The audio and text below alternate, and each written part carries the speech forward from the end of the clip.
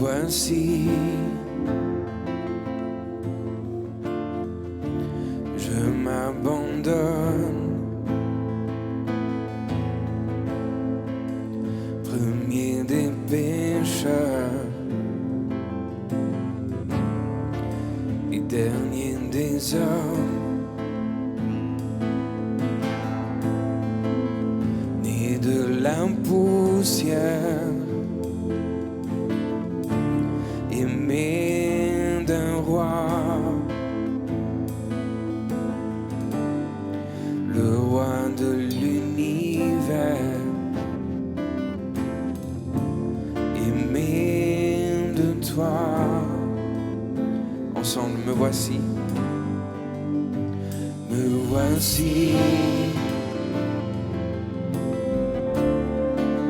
je m'abandonne,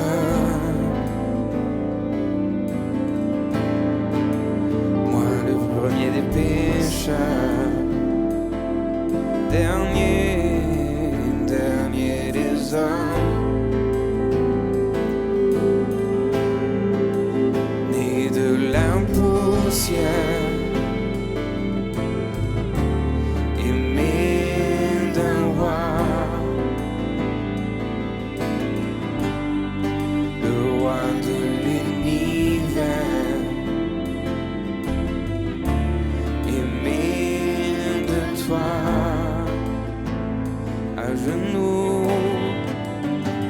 à genoux,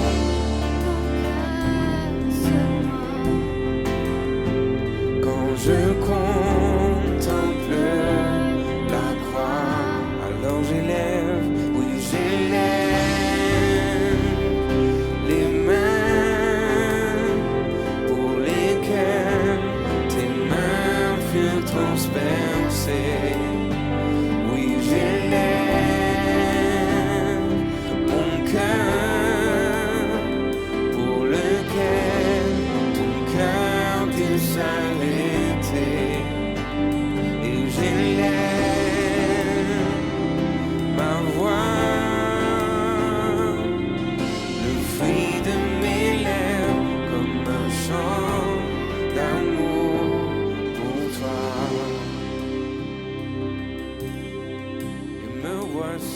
Me voici,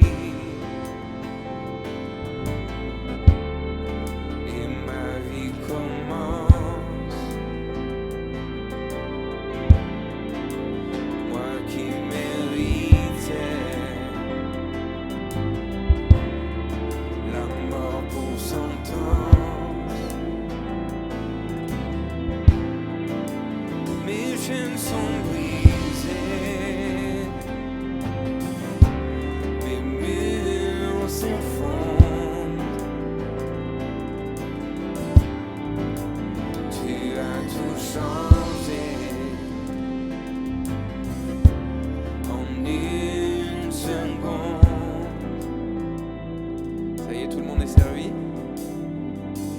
Alors je vous invite à prendre le pain et le vin ensemble et à célébrer la mort et la résurrection de notre Seigneur Jésus en famille. C'est ensemble qu'il nous a fait entrer dans son royaume. Seigneur Jésus, on veut te remercier pour ton sacrifice, parce que tu es mort à notre place, parce que tu t'es offert, tu t'es donné. Seigneur, tu as payé le prix de toutes nos imperfections, de toutes nos fautes, de tous nos péchés, de tous nos manquements, de toutes nos bassesses. Seigneur, tu as pris tout cela avec toi sur la croix. Seigneur, quand nous contemplons la croix, Seigneur, nous voulons nous agenouiller, nous prosterner devant toi. À genoux, mon cœur se noie quand je contemple la croix. À genoux, mon cœur se noie quand je contemple la croix. Alors j'élève, oui j'élève les mains pour lesquelles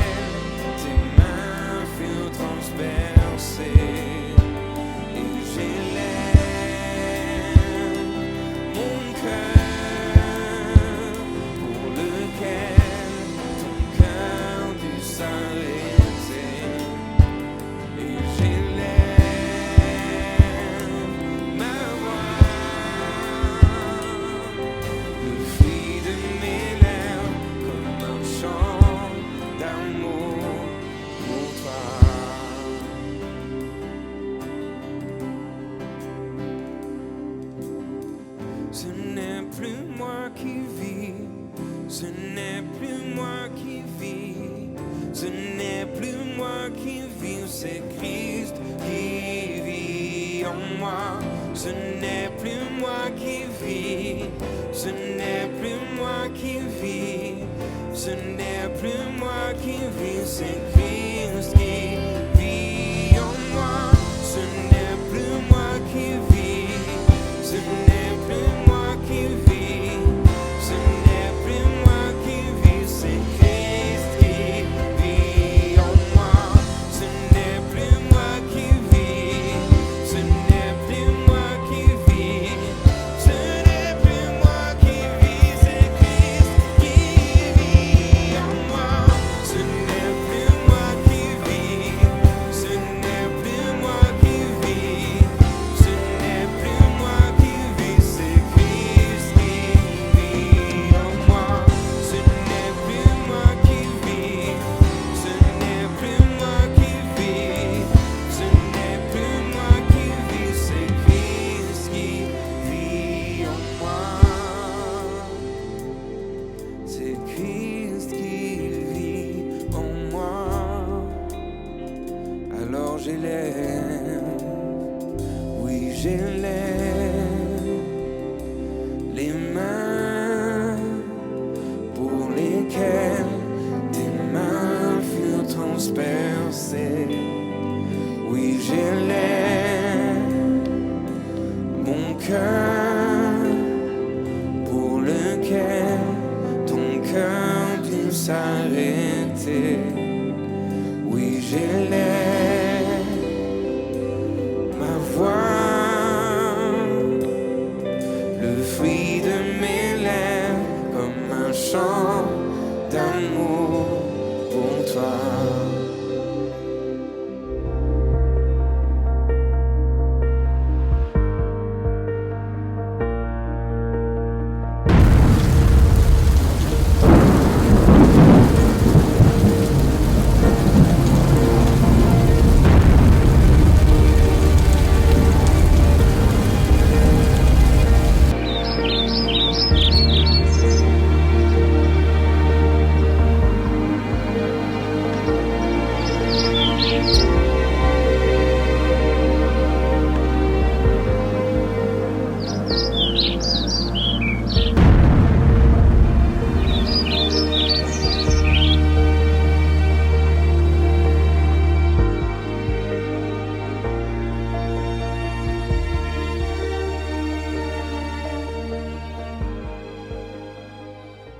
Bonjour, bienvenue dans la maison de notre Dieu.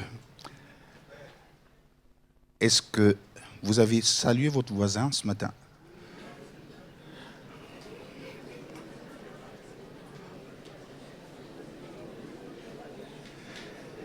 Est-ce que vous pouvez lui dire une fois de plus, bienvenue dans la maison de notre Dieu?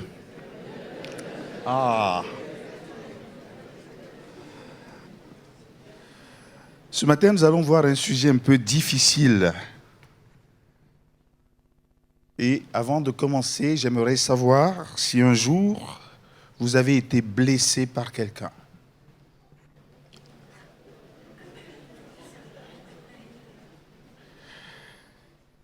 Et lorsque vous avez été blessé, est-ce que vous aviez les moyens de vous venger?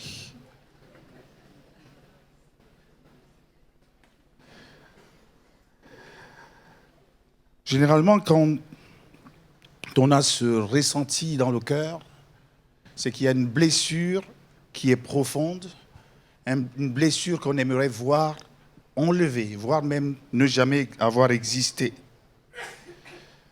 Ce matin, après avoir vu la jalousie, l'abandon, l'injustice, nous allons voir ce sujet de la vengeance.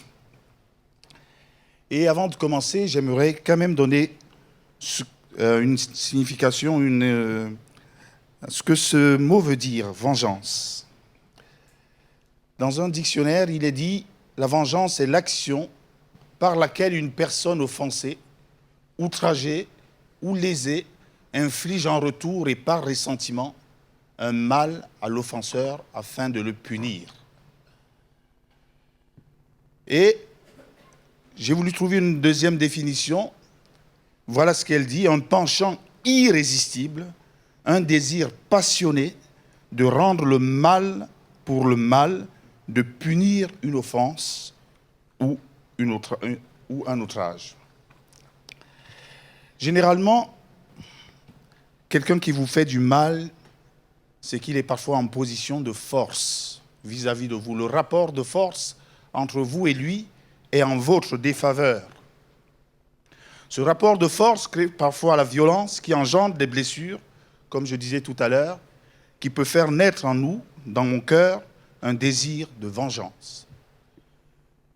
Les thèmes que nous avons vus sur la jalousie, sur l'abandon et sur l'injustice ont été basés sur la vie de Joseph.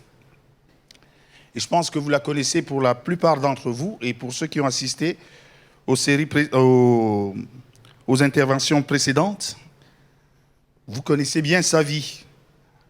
Et à un moment de sa vie, dans sa famille, il était l'un des plus petits et l'un des plus aimés. Et à cause de l'amour que son père avait particulièrement pour lui, les autres qui étaient plus grands, plus forts, n'étaient pas contents. Et ils ont exercé sur lui la jalousie rapidement. Voilà ce qu'on a dit au niveau de la jalousie. Je cite juste quelques textes de la Bible qui montrent l'état des cœurs des frères de Joseph. Il est dit à ce sujet, c'est le moment, lorsqu'ils ont vu Joseph arriver, venir de la part de leur père, leur rendre visite, où ils étaient en train de perdre des troupeaux. Ses frères l'ayant vu, ils ont dit, c'est le moment. Allez, tuons-le, jetons-le dans la citerne. Nous dirons qu'une bête féroce l'a dévoré. On verra bien alors ce qu'il advient de ses rêves. Joseph, face à 10 frères, ne faisait pas le poids. Vous êtes d'accord avec moi qu'il ne pouvait pas faire le poids. Il ne pouvait pas non plus contrôler le sentiment de ses frères. Si ses frères le détestaient, si ses frères le jalousaient, il ne pouvait rien y faire. Si quelqu'un te déteste, tu ne peux jamais aller changer ses sentiments. Ça, c'est sûr. Et par rapport à lui, tu es en position de faiblesse. On a vu l'abandon. Joseph, alors qu'il était mis dans une citerne, ses frères voient les marchands arriver et voilà ce qu'ils vont dire. Lorsque les marchands madianites passèrent, ils hissèrent Joseph hors de la citerne et le vendirent aux Ismaélites pour 20 pièces d'argent. C'est terrible, hein? Et on a vu après l'injustice. Mais pour l'abandon, je sais que Joseph n'avait pas la capacité de résister, comme je le disais tout à l'heure, à ses frères qui l'ont envoyé en exil. Pour l'injustice, comme si ce n'était pas suffisant, il va dans la maison de Potiphar, l'homme qu'il a acheté comme esclave, et sa femme jette son dévolu sur lui, veut commettre adultère avec lui, mais lui, dans son intégrité, va refuser. Mais qu'est-ce qui se passe? On l'accusera de manière injuste. Voilà ce que dit la femme de Potiphar, l'esclave hébreu que tu nous as amené, dit-elle, est venu vers moi pour se jouer de moi. Il fit saisir, on parle de Potiphar, il fit saisir Joseph pour le jeter dans la maison d'arrêt où étaient détenus les prisonniers du roi. Ainsi Joseph demeura dans la prison. Encore là, quelque chose qui blesse à nouveau Joseph. Et il n'avait personne pour le défendre. J'aime bien comment le psalmiste traduit sa situation. Il va dire, on lui serra les pieds dans les ceps et sa vie fut mise dans les fers. Waouh! Une vie dans les fers. Il était enfermé. Peut-être dans sa tête et dans son corps.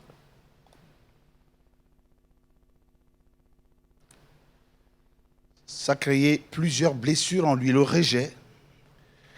Et je pense que chaque jour, dans des moments difficiles, il devait se dire, peut-être qu'un jour, je l'aurai. Je l'aurai. Ça vous rappelle quelque chose, la publicité de « Un jour, je l'aurai ». En tout cas, moi, quand on me blesse, c'est l'une des premières réactions. J'oublie même parfois que je suis chrétien. C'est l'une des premières réactions, je disais tout à l'heure, parce que la douleur est tellement profonde et je dis, peut-être qu'aujourd'hui tu es en position de force, mais je t'aurai un jour. Peut-être que Dieu vient transformer après mon état d'esprit, mais c'est ce qui me vient en premier. Je ne sais pas pour vous. Mais je pense que vous êtes nettement plus saint que moi. Je n'ai aucun doute là-dessus. Vous dites, Seigneur, pardonne, parce qu'il ne sait pas ce qu'il fait. Mais je confesse, ce n'est pas toujours ma première réaction. Alors que je préparais ce message, j'ai posé la question que j'ai essayé de vous poser au début à une jeune sœur, et je lui ai dit, est-ce qu'un jour tu as été blessé? Est-ce qu'un jour tu as eu envie de te venger? J'ai toujours vu cette sœur rayonnante. Je n'avais pas l'once d'une idée de ce qui pouvait se passer ou qui s'était passé dans sa vie. Alors, je lui ai dit, est-ce que tu peux m'écrire en quelques mots ce qui s'est passé? Et lorsqu'elle a pris sa plume, elle est en instance de séparation de son mari. Et voilà ce qu'elle écrit. Ma séparation, une situation subie, empreinte d'incompréhension, de nombreuses frustrations, de blessures nouvelles, de solitude face aux défis quotidiens. C'est une plaie ouverte et béante qui laisse apparaître une fracture affreuse et laide. Je regardais la sœur. Je la trouvais forte. Parce que sortir de telles choses, avoir vécu de telles choses, je me disais, mais comment a-t-elle pu être relevée? Comment a-t-elle pu se remettre sur ses pieds? Et c'est là que je continue la lecture et je vois qu'elle se battait. Et voilà ce qu'elle va dire. En parlant d'elle, on essaye d'appliquer les premiers soins, mais rien n'y fait. La douleur est saisissante. D'intensité, l'abîme est effrayante. Elle était en position de faiblesse vis-à-vis de son mari. Et elle en a raconté plein d'autres que je ne vais pas détailler ici. Je ne sais pas si elle a dit « un jour je l'aurai ». À un moment, elle a dû le dire. Parce qu'en lisant son histoire, je me rends compte que vers la fin, elle savait sur quoi s'appuyer pour ne plus pouvoir dire « un jour je l'aurai ». Mais alors que tu seras peut-être en position de force, que feras-tu? Joseph, dans la première partie, on a vu qu'il était en position de faiblesse vis-à-vis de ses frères, vis-à-vis de la femme de Potiphar. Mais la parole de Dieu nous dit qu'un jour, il a été mis en position de force. La parole de Dieu nous dit que Joseph gouvernait tout le pays. C'était lui qui supervisait la vente du blé à toute la population. Lorsque je vous ai demandé tout à l'heure, est-ce que vous avez eu à vivre une position de faiblesse? J'aimerais fendre l'armure et vous raconter, moi, le moment où j'ai eu une position de faiblesse. Il y a de cela quelques années,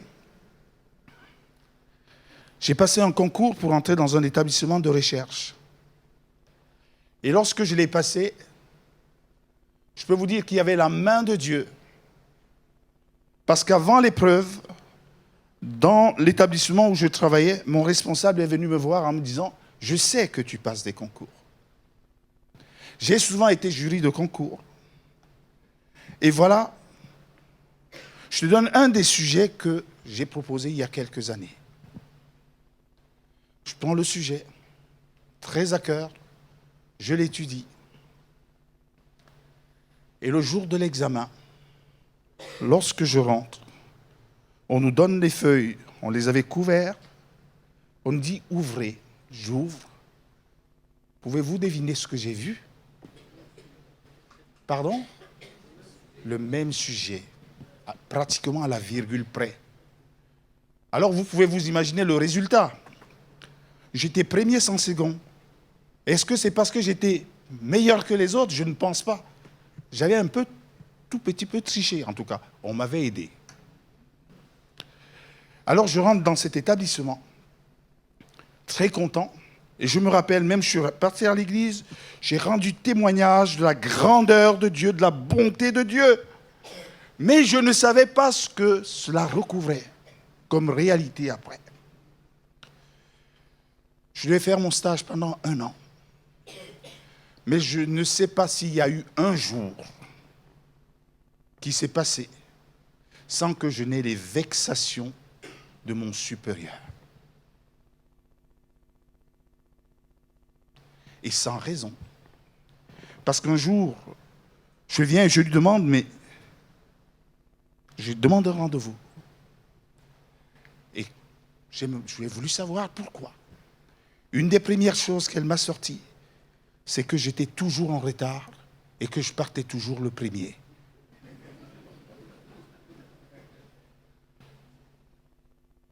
Je travaillais loin de chez moi, à plusieurs centaines de kilomètres, c'était à Grenoble.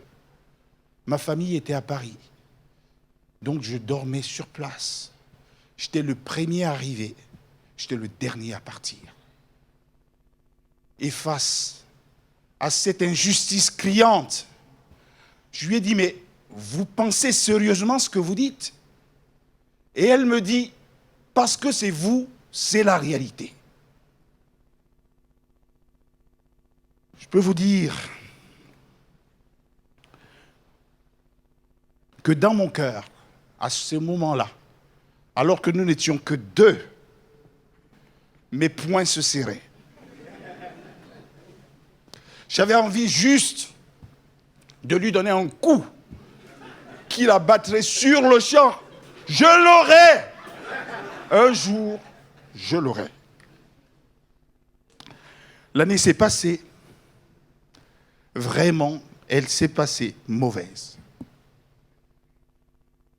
Et dans ce cas-là, on rentre dans le lieu secret. Et vous savez quelle prière on peut dire à Dieu à ce moment? À toi la vengeance et la rétribution. Vous le connaissez ce verset? Il était devenu mon verset favori. Je viens, je m'agenouille devant le Seigneur et je lui dis, à toi la vengeance. Et vous savez ce qu'il m'a dit un jour? De manière très simple, dans mon cœur, j'entends. C'est moi qui ai inspiré cette parole. Je la connais. C'est moi qui l'ai fait graver dans le livre que tu lis. Je la connais. Mais j'ai envie de te rappeler une autre parole. Aime ton ennemi. Alors là, j'ai dit, Seigneur, là, c'est non. C'est pas possible que je le fasse. Et d'ailleurs, toi qui me le demandes, tu sais que je ne peux pas le faire. Je ne peux pas. Alors chaque fois que je venais me mettre devant mon Dieu, et je commençais à dire, Seigneur, tu vois encore ma journée, une journée pourrie que j'ai vécue. À toi la vengeance et la rétribution. Non, je le sais, me disait-il. Moi, je te demande de l'aimer. J'ai dit tout à l'heure, Joseph était en position de force. Joseph était en position de force. J'ai été viré, pour dire les mots. Viré, j'allais à l'ANPE. Je peux vous dire que j'ai passé 15 jours de galère. J'allais à l'ANPE, je me plaçais devant la porte et je me tournais, je rentrais chez moi. Je disais, Seigneur, je ne peux pas rentrer là. Comment tu m'as béni? Et tu me dis là maintenant qu'il faut que je passe par là. C'est pas possible. Le jour où je suis rentré, le Seigneur fait extrêmement bien les choses. C'est le jour où quelqu'un qui connaissait ma position m'a appelé. Et comment est-ce qu'elle m'a retrouvé? C'est parce que mon épouse était dans le même établissement qu'elle à ce moment. Et on m'a proposé une place sur le bord d'un bureau. Humiliation suprême. J'avais quelqu'un qui n'avait pas du tout ma compétence, à qui on avait demandé de superviser mes travaux. Et vous savez, dans ce cas-là, alors qu'elle connaît ce que je suis, mais puisqu'elle a cette force, elle menait une vie de misère. Quand il fallait aller chercher mes enfants, je venais tôt, il fallait chercher mes enfants, c'est là qu'on accumulait des dossiers. Il fallait les faire. Mais les choses, petit à petit, se sont rétablies. Et là, j'ai pensé à Joseph. Quand il a été en position de force à un moment donné, il y a eu du répit dans sa vie. Il y a eu du répit dans sa vie avec la naissance de Manassé. Dieu a fait oublier toute ma peine, disait-il. Et il y a eu la naissance d'Éphraïm dans son couple. Dieu m'a rendu fécond dans le pays de mon humiliation. Vous savez, j'ai commencé à vivre ma vie dans l'établissement où j'étais. Le nouvel établissement où j'étais, j'avais presque oublié cette dame.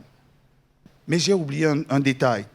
Alors que je priais le Seigneur quand j'ai été viré, chaque jour, je dis bien chaque jour, j'allais sur le site de l'établissement en disant, c'est pas possible que le Seigneur n'ait pas fait quelque chose.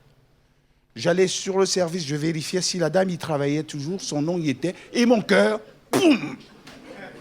Seigneur, tu n'as toujours rien fait.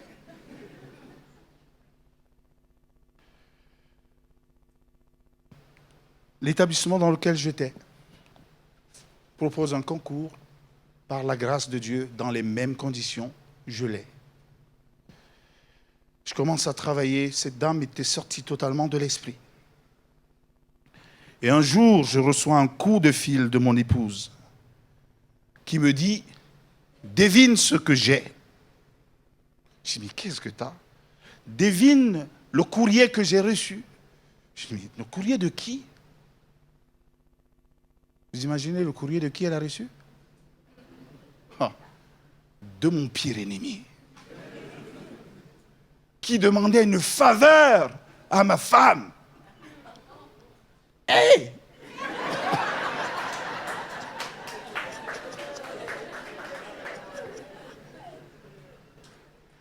Elle demandait à faire une formation et ma femme était responsable nationale de la formation. Là, mon épouse qui me dit, c'est moi qui suis responsable, c'est moi qui décide, mais je te délègue. Si tu dis non, je dis non. Si tu dis oui, je dis oui. Qu'est-ce qui m'a traversé l'esprit? J'avais envie juste de démolir. Et alors là, j'entends une voix dans mon cœur qui me dit, ne m'as-tu pas dit que tu as pardonné? Alors donc tu n'as vraiment pas pardonné. Tu n'as vraiment pas pardonné. Alors je suis là. Christiane attend ma réponse. J'ai du mal à les lui donner. Et vous savez ce que j'ai dû faire à ce moment donné. Je ne suis peut-être pas rapide à croire, rapide à obéir comme certains d'entre vous. Mais je me suis fait violence à ce moment précis. Et j'ai dit à Christiane, je ne sais pas si tu as examiné le dossier, mais que tu l'aies examiné ou non, de grâce, dis oui.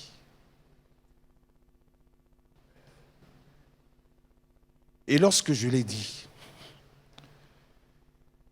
dans mon cœur, il y a eu un fardeau qui est tombé. Aujourd'hui, je peux voir cette dame, je peux rire avec elle, je peux même manger avec elle. Il n'y a plus cette douleur. Une rencontre inattendue, c'est ce que va faire Joseph. Il y a son passé qui va ressurgir subitement. Il y a la famine dans le pays. Ils n'ont quasiment plus rien et il leur faut trouver à manger. J'ai dit, Joseph était en position de force. Le texte nous dit, Joseph était dans le gouverneur du pays. Il y a quelques détails et je saute. Les frères de Joseph vinrent et se prosternèrent devant lui. Ça devait être un moment de délectation terrible. La face contre terre. Joseph vit ses frères, il les reconnut. Mais eux, ils ne le reconnurent pas. Joseph se souvint de ses rêves. Des rêves qu'il a eus à leur sujet.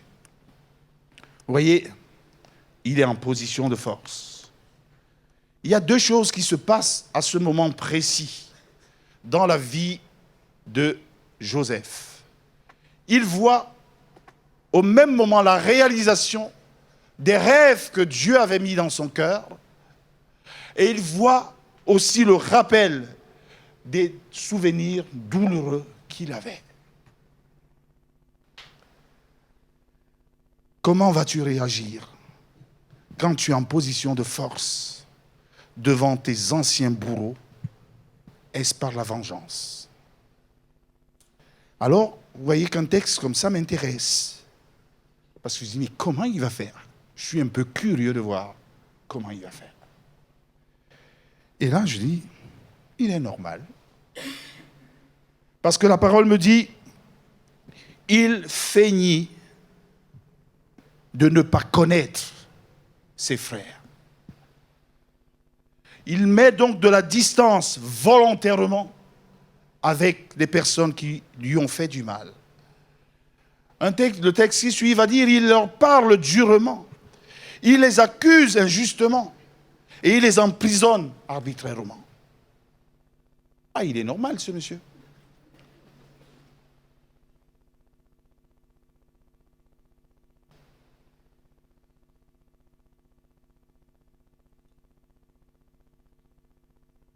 Mais le Seigneur permet qu'il voie cela, qu'il le fasse même. Et à ce moment-là, je dis, Joseph, tu es sur la corde raide. Il faut juste un petit truc pour que tu bascules de l'autre côté. Comme diraient les jeunes du côté obscur.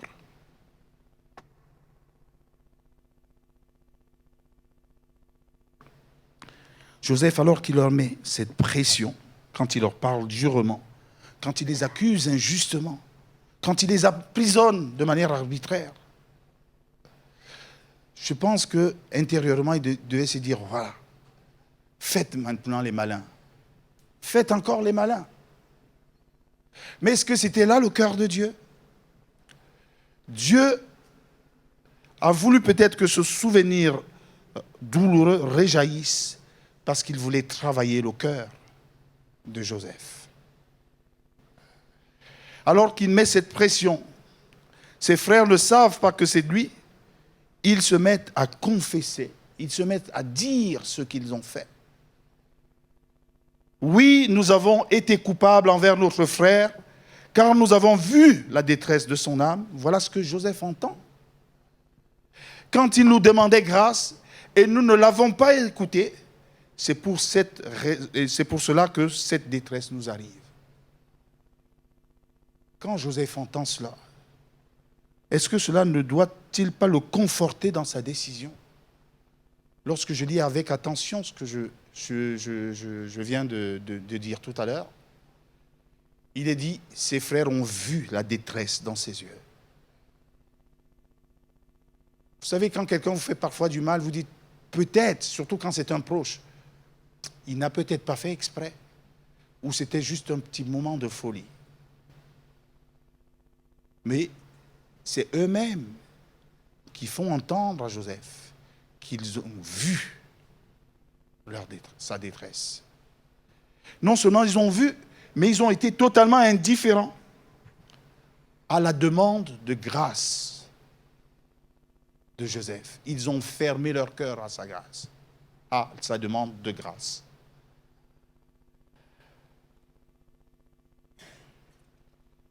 Mais Dieu avait un travail à faire dans le cœur de Joseph. Aïe. Je crois qu'il est 30. La parole de Dieu nous dit, il s'éloigna pour pleurer, puis il revint leur parler. Voyez,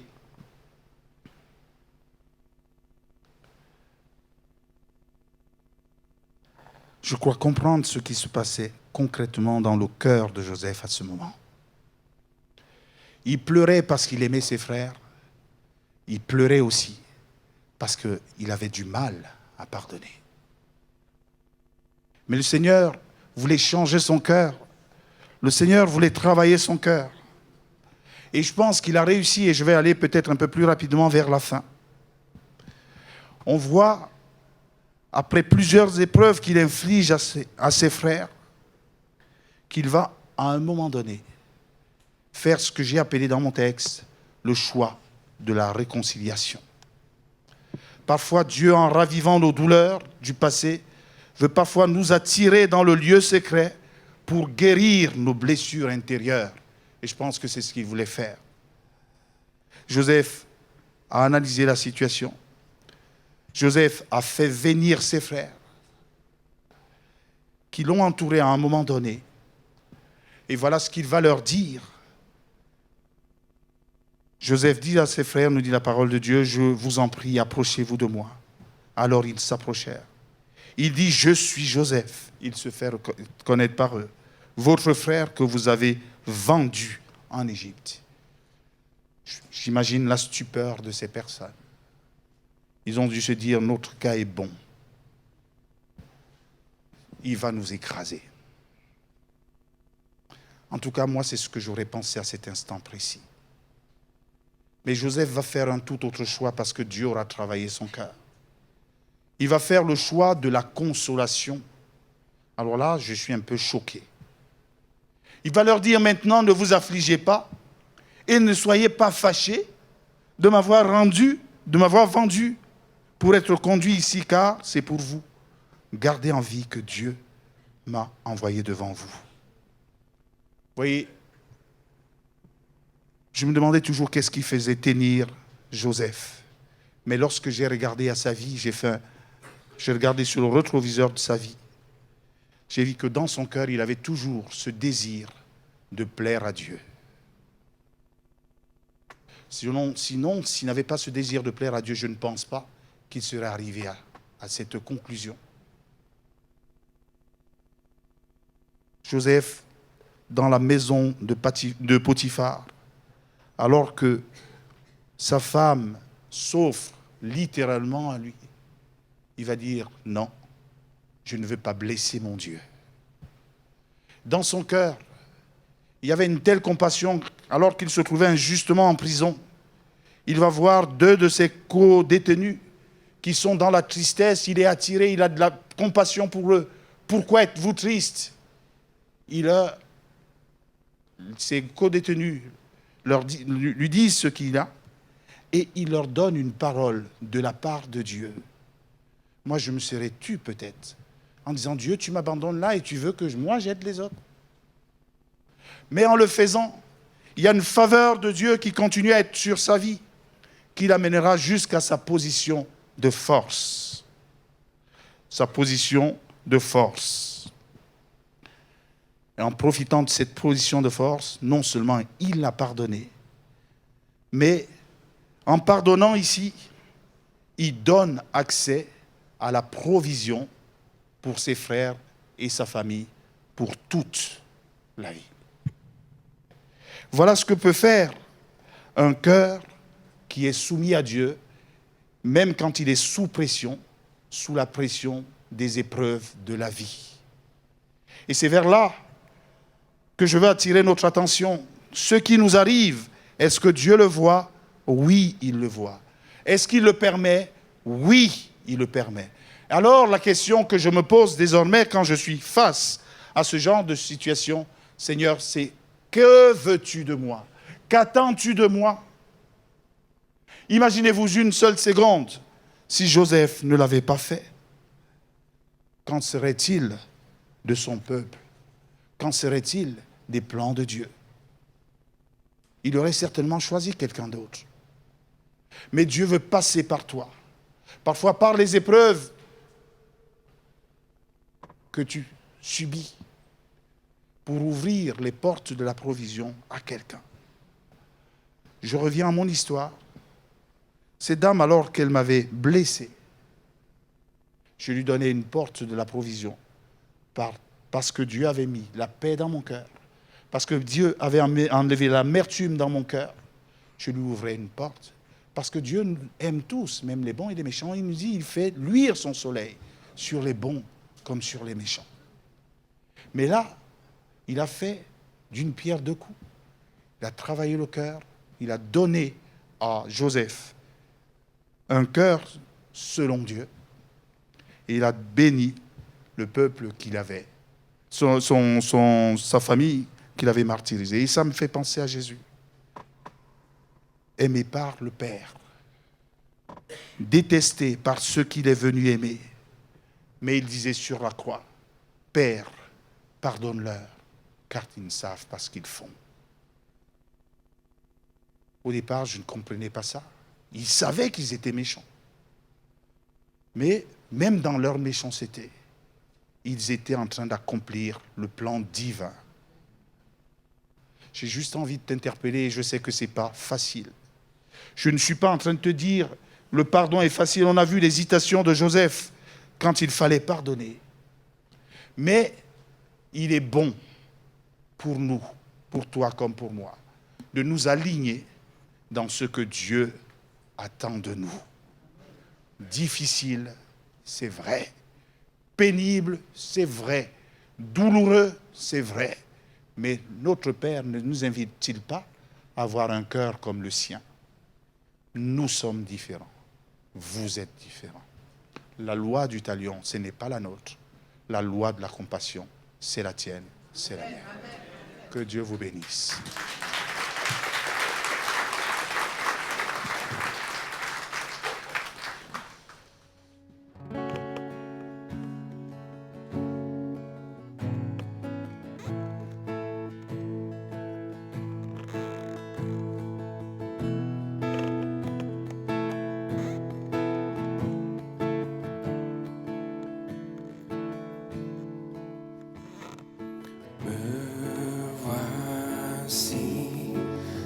Genoux devant toi, j'abandonne tout, j'abandonne tout.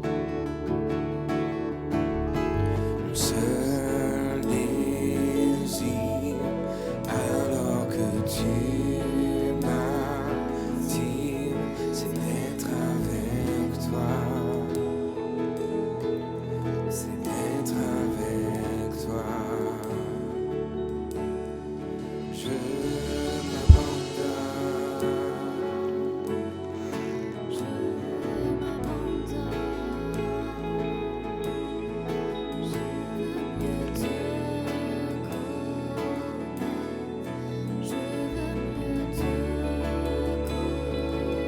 Par ta grâce.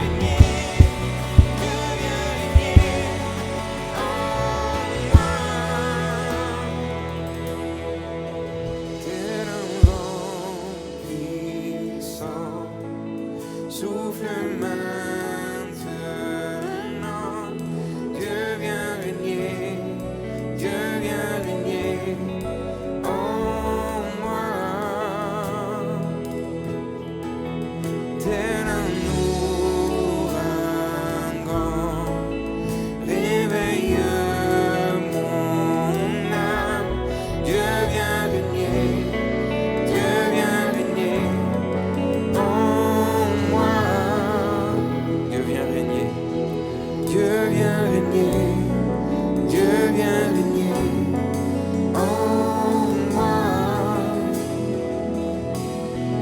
Je m'abandonne, je m'abandonne,